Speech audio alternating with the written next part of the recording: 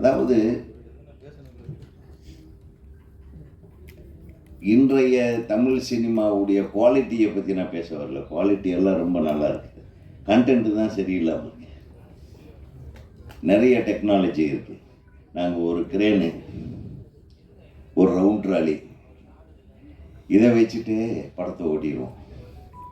ஒரு ட்ராலி, வேறு எந்த ஃபெசிலிட்டியும் கிடையாது. நீங்கள் ஒரே ஷாட்டை 10 கேமரா 5 கேமரா வச்சு 15 ஏங்கிளில் எடுக்கிறீங்க. நாங்கள் ஒரே கேமரா வச்சு ஒரே ஏங்கிளில் தான் எடுப்போம். அதுதான் படத்தில் வரும். ஸோ தெளிவான திரைக்கதை, தெளிவான காட்சி அமைப்பு இருக்கிற திரைப்படங்கள் வெற்றி பெறும். 3 கேமரா வச்சு எடுக்கிறவங்க தான் பெரிய டைரக்டர்னு நிறைய ஹீரோக்கள் தப்பாக நினச்சிட்டுருக்கிறாங்க. ஒரே கேமரா வச்சு யார் எந்த ஆங்கிளில் என்ன வேணும் இந்த படத்துக்குன்னு எடுக்கிறவங்க தான் டைரக்டர்.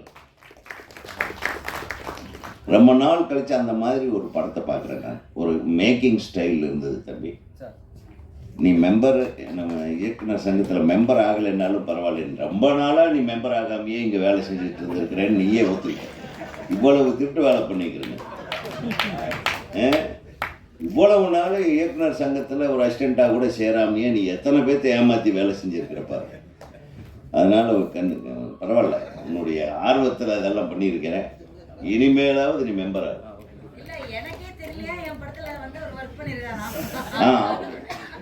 அப்புறம் நீ டைரக்டர்னு சொன்னியா, நீ மெம்பர் ஆகிட்டியா? பார்த்தீங்களா, எல்லாம் திருட்டு பசங்களாக இருக்காங்க. அது இல்லை, அதாவது நான் எதுக்கு சொல்கிறேன்னா, நான் அது ஏதோ மெம்பர் ஆகிறதுனால இங்கே ஏதோ 100 பேர் வாழ்கிறாங்கன்றதில்ல. நிறைய மெம்பர்களுக்கு வேலை இல்லை. நீங்கள் மெம்பர் ஆகிறதுனால சில பேர்த்துக்கு அவங்க நம்மளுக்கு உதவிகரமாக இருக்கும். அந்த பணத்தை வச்சு மற்ற விஷயங்களுக்கு உதவி பண்ணுவோம். அதுக்காகத்தான் நான் ஒரு கௌரவமாக சொல்கிறது. மற்ற விஷயங்கள்லாம் பேசலை. நீயும் சீக்கிரம் மெம்பர் ஆகிடணும். நீ டைரக்டர், ப்ரொடியூசர் பணம் கொடுக்கலைங்கிறதுக்காக நீ டைரக்டர் இல்லைன்ற ஆகிடுமா?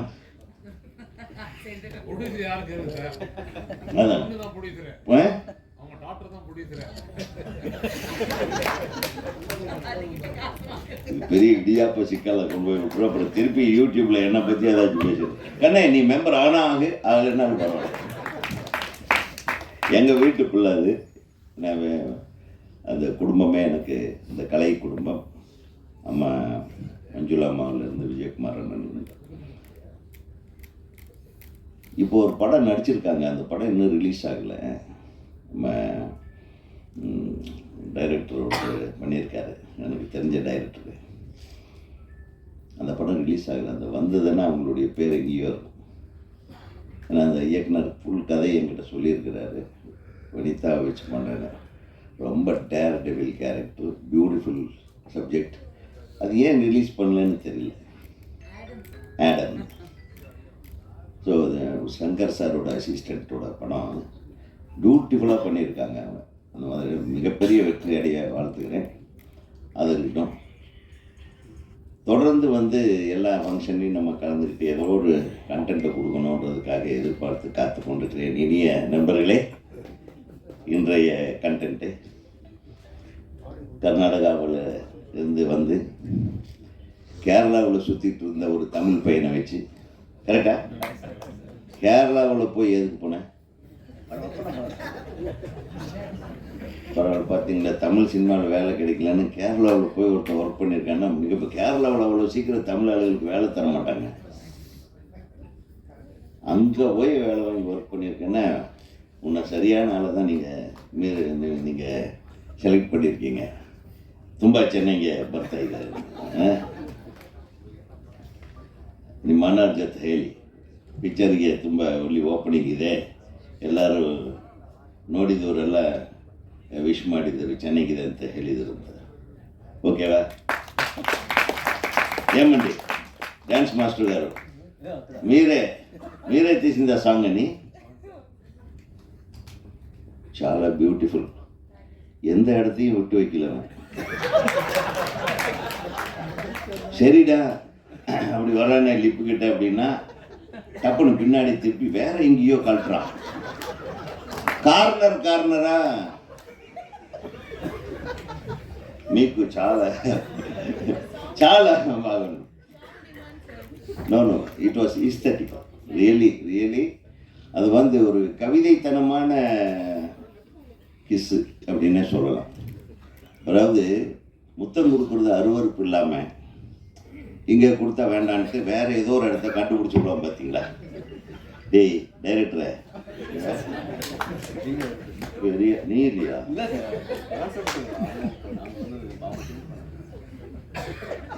ஆளுக்காள் பாருங்க, முத்தம் கொடுக்குறது மட்டும் நான் பண்ணல, அவங்க பண்ணாங்க, அதில் அப்புறம் சேர்ந்து பண்ணது நேரம் அகலை பண்ணுறாங்க பாருங்க.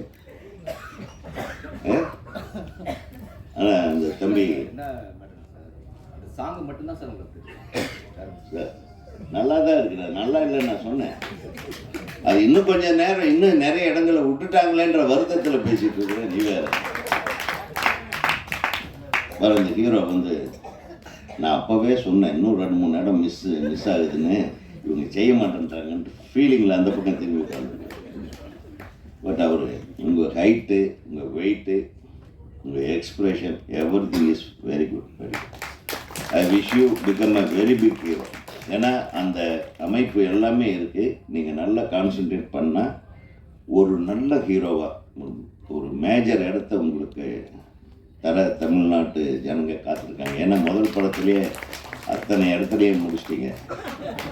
மக்கள் மனதில் உங்களுக்கு ஒரு பெரிய இடத்த கொடுத்துருவாங்க.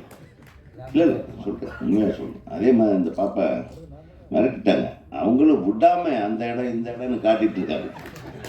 கமான் நீயா நானா பார்த்துடலான்ற லெவலில். ஆனால் அவ்வளோ அழகான எக்ஸ்ப்ரெஷன்ஸோட பியூட்டிஃபுல், இட் இஸ் பியூட்டிஃபுல். ஒரு காதல் கவிதையை அப்படி அது ஒரு வன்மம் இல்லாமல், ஒரு விரசம் இல்லாமல், அது ஒரு அழகு நயத்தோட அப்படி அந்த மாதிரி வரிகளை எழுதி கொடுத்துருக்கிற தம்பி. நல்ல வரிகள், அந்த இசை உண்மையிலுமே மிக நல்லா இருந்தது. கேட்கும்போது இந்த மாதிரி படத்தில் அப்படி ஒரு பாட்டு, ஒரு சாஃப்டான ஒரு மெலடி, அப்புறம் இன்னொரு பாட்டு, ஒரு ஏகாந்தமாக இருந்தது. Wish you all the best my dear. பேர் என்ன? ஸ்ரீநாத் விஜய். நிச்சயமாக நீங்கள் ஒரு பெரிய ரவுண்டு வரலாம், உங்களுக்கு வாய்ப்பு. என்னங்க நீங்கள் பாட்டுக்கா நானே நிறைய தடவை இன்னொரு தடவை ஃபுல் சாங் காட்டினா நல்லா இருக்குமென்ட்டு நான் கொஞ்ச நேரம் உட்காந்துருவோம். ரொம்ப நாள் ஆச்சுப்பா, பழைய கதைகளெல்லாம் தூண்டி விடுது. அதனால் உங்கள் மாதிரி இயக்குநர்கள் இந்த தமிழ்நாட்டுக்கு தேவை. போன வாரம் ஒரு படம் பார்த்தோம், நம்ம சதீஷோட படம், ஜேஎஸ்கே சதீஷோட படம். அது ஒரு ரேஞ்சு, வேறு ரேஞ்சில் இருந்தது. அந்த படம் பார்த்தோம்னா இந்த மாதிரி பார்த்தீங்களா, இது மிஸ் பண்ணியிருந்த இதெல்லாம் பார்க்க முடியுமா? அது மாதிரி இந்த ஆடியோ ரிலீஸ் மட்டும், இந்த ஃபயர் நான் மிஸ் பண்ணல. அது ஆடியோ ரிலீஸ்க்கு நம்ம ஜாலியாக என்ஜாய் பண்ணோம். ஆனால் படம் அவ்வளோ சூப்பராக இருக்குது. ஸோ சின்ன படங்களை நம்ம மிஸ் பண்ணாமல், நம்ம தம்பிகளை, என் அருமை கண்மணிகளே, சின்ன படங்களை நல்லா தூக்கி விடுங்க. ஏன்னா இந்த படங்கள் ஓடி இந்த மாதிரி தயாரிப்பாளர்கள் தைரியமாக தமிழ்நாட்டில் வந்து ஒருத்தன் உட்காந்துட்டு ஒரு படத்தை நான் எடுத்திருக்கேன், எனக்கு ரிலீஸுக்கு ரெடியாக இருக்குன்னு சொல்கிறதே எவ்வளோ பெரிய விஷயம். ஸோ தமிழர்கள், அண்ணன் சொன்ன மாதிரி, தமிழர்கள் வாழ வைக்கிற தமிழர்கள் மட்டும் இல்லை, கொஞ்சம் சரியில்லைன்னா காலியும் பண்ணுவாங்க. அதனால் வாழ வச்ச கடைசியில் ரொம்ப அன்பாக, அமைதியாக, எல்லாத்துக்கும் கரெக்டாக கால் ஷீட் கொடுத்து, என்ன தம்பி நமக்கு இவ்வளோ உண்மா சீன் இருந்தால் தான் நான் நடிப்பேன்லாம் சொல்லக்கூடாது. அதுக்கப்புறம் கொஞ்சம் அடக்கமாக, என்ன நல்ல கேரக்டர். அப்புறம் வில்லன் மாதிரி தெரியல, ஒரு டைப்பாக இருக்காங்க அவன். கமால் டுமில்னு. எத்தனாவது படம் இது? 7வது படம். மிரட்டிக்கிறான். இவன் தனியாக பண்ணுறான். ஒருத்தன் காதல் பண்ணுறான், ஒருத்தன் கொலை பண்ணுறான், ஒருத்தன் காதல் பண்ணவன் வந்து கொலை பண்ணுறவனு கொலை பண்ணுறான், கொலை பண்ணவன் காதல் பண்ணவனு ஏன் கொலை பண்ணுறான்றதை இந்த கதை. புரிஞ்சுதா?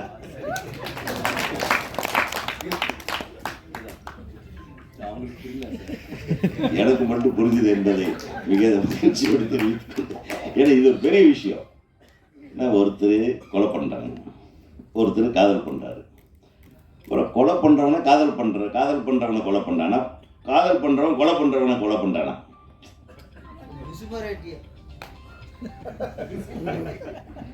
இதே அதாவது விசுசார் பாணியில் ஒரு த்ரில்லர் படிக்கிறார். கரெக்டு. விசு சார் தான் எது யார் எந்த குடும்பத்தோடு போகுது, யார் நல்லவ யார் கெட்டவங்க குடும்பத்தில் குழப்பத்தை உண்டு பண்ணி அந்த குழப்பத்தை அவரே நடுவில் உட்காந்து தீர்த்து வைப்பார். அந்த மாதிரி நீங்கள் ஒரு பிரச்சனையை உண்டு பண்ணியிருக்கீங்க. நடுவில் இருக்கிற யாருன்னு தெரியல, அவர் என்ன பண்ண போகிறான்னு அது தெரியும். அந்த கேரக்டர் அவர் அப்பாவா, செத்தவனோட அப்பாவா, இல்லை செத்தவளோட அப்பாவா ஒன்றும் தெரியல, இல்லை கொலகாரனோட அப்பாவா, அது எதுவுமே சொல்ல மாட்டேன்றீங்க. அவர் சொல்லிட்டார் இந்த படத்தில் உண்மை எதுவுமே தெரியக்கூடாதுன்றதுக்காக சஸ்பென்ஸாக வச்சுருக்குறோன்ட்டாங்க. ஸோ ஒரு ரகமாக தான் வந்திருக்காங்க பசங்க. ஒரு சிறப்பாக ஒரு நல்ல team. I am very happy to wish you all the best. அதுக்கு ஒரு டிஸ்ட்ரிபியூட்டரை கையோட பிடிச்சிட்டு வந்து உட்காந்து வச்சுருக்கீங்களா? வாங்க, ரொம்ப நன்றி. எத்தனை தேட்டரில் கொடுப்பீங்க? சூப்பர். ஒரு கான்ஃபிடென்ட்டாக சொல்கிறார். 50லேருந்து 75 தேட்டர் கை கட்டுங்க. 150 தேட்டரில் இது வந்து நல்லா 100 days ஓடுற மாதிரியான படம். அதுக்கு நான் உறுதிமொழி கொடுக்குறேன். ஏன்னா இந்த படத்தில் எல்லா விஷயமும் இருக்குது. படம் ஓடுறதுக்கு உண்டான விஷயம். ஆமாம், அது கரெக்ட். இல்லை அது போதும். நீங்கள் அதுக்கு முன்னாடி நீங்கள் என்ன பண்ணுங்கன்னா, இப்போ சின்ன படங்கள் சில நல்ல படங்கள் கூட படம் ரொம்ப நல்லா இருக்கும்போது தேட்டரில் படம் இருக்கிறது இல்லை. இந்த காரணத்தை மட்டும் நீங்கள் கொஞ்சம் கரெக்ட் பண்ணிட்டீங்கன்னா கொஞ்சம் ஒரு ஃபஸ்ட்டு டேவே உங்களுக்கு தெரிஞ்சிடும் படத்தை எப்படி ரசிக்கிறாங்க. 2வது 3வது நாள் 4வது நாள் 5வது நாள் இன்க்ரீஸ் பண்ணுறதுக்கோ அல்லது பப்ளிசிட்டி பண்ணுறதுக்கோ கொஞ்சம் தப்பு தனியாக ஒதுக்கி வச்சுக்கணும். அந்த இடத்துல அதை பம்பின் பண்ணிங்கன்னா உங்கள் சக்ஸஸ் இஸ் சாலிடாகும். ஸோ அது வரையிலும் நீங்கள் காத்துருங்க. எப்போவுமே இப்போ படம் ரிலீஸுக்கு வந்து எவ்வளோ ரூபாய் தேவைப்படுது முரளி சார்? ஒரு சின்ன படம் ரிலீஸ் அன்றைக்கி ஒரு 50 லட்சம் தேவைப்படுமா? 50 லட்சம் தேவைப்படுதுன்னா இன்னொரு 50 லட்ச ரூபா ரெடியாக பண்ணிக்க. படம் பெருசாக நல்ல டாக் வருதுன்னா இன்னொரு 50 லட்ச ரூபா செலவு பண்ணிட்டோம். 2வது நாளே சக்ஸஸ் மீட் வைக்கணும்.